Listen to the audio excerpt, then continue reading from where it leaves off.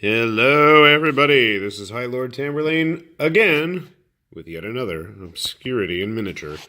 Today we have something that I'm not sure just what I'm getting myself into. Base, obviously. This figure that we're going to be taking a look at is Imelstar the Soul Eater from not Cadwallon. Maybe it was Cadwallon. I ordered it from Cadwallon, but it doesn't seem to be part of their Legends of Signum line. It seems to be its own figure. Now, this is a nice big 50mm base, so it's obviously going to be a good size figure.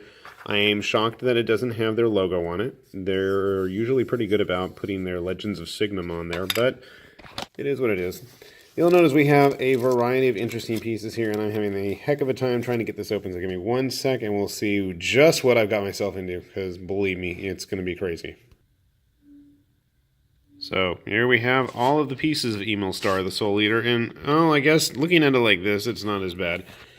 We've got an interesting pair of digigrade legs, very fancy armor, very nicely sculpted and detailed, which is one thing I cannot fault the Signum Cadwallon dudes for. They come up with really gorgeous sculpts. I've been very happy with everything that they've done on their own. Really nice figures. Here's the reverse, or the rear of the skirt armor, and you'll notice he's got some kind of skeletal tail growing off it with these tattered remains. I wonder if it's supposed to be skin or something. Not sure. And then we have the torso here. Nothing too nondescript. It's got the weird faces. I keep thinking I want to paint them all white. Every time I see those little faces on armor, I think of Zeram and, what's his name? Amamiya Keita, the guy that did the Garo designs, and the old Zeram movie. He seems to be really into the null masks and, what's it called? White porcelain death mask type things on his armor. Anyway, I'm getting really off track. You'll notice there's a bunch of holes in his back of his torso. That's because he's going to have, not only does he have these cloven hoofed dog leg type beastman things, he's got full-on tentacles, really tentacles, growing off his back. I'm not sure what that's all about. Oops. I believe this is a shoulder pad here. Yep, with big, funky, twisted, beastman-style horns growing off of it. We've got his sword, which looks like it's got a spine to it or something. I probably should paint that up like bones. And here we have another sword. So that'll be kind of fun to paint.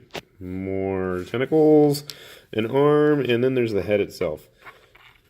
My hand can get out of the way. That's the upside down head. So he's got a weird face. It's very skeletal looking, but I can't tell if that's supposed to be a mask, or it's also very bestial looking. He's got that big, massive underbite there, along with a spiky goatee, which is kind of funky. He's got that mask up there on the top of his helmet, which is very Zeramish in my opinion. So again, I'm going to go with a lot of white death mask looking things going all over his armor. But then he's got these big floppy earpieces that remind me of something like a jester or a really oversized beanie.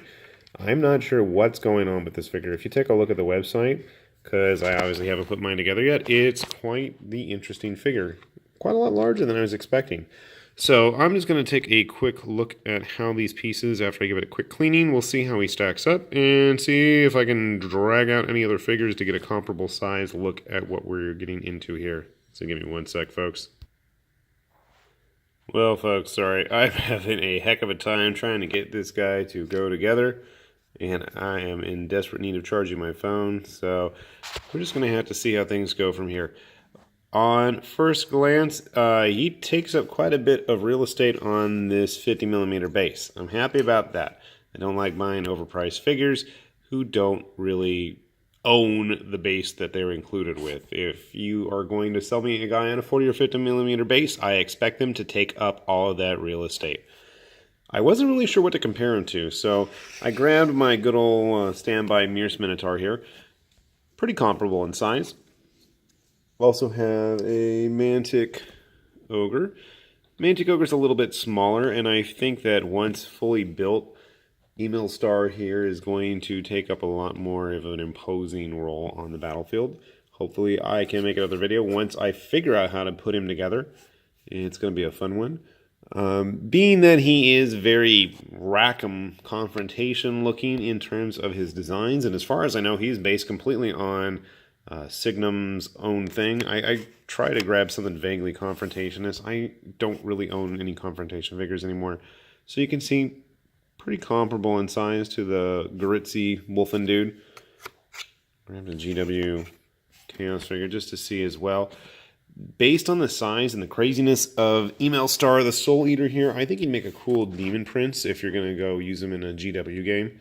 I'm not sure what we're going to use him for exactly. He's just pretty funky, especially with those tentacles. So hopefully we'll be back with a video of him soon once I've found some glue that actually wants to hold things.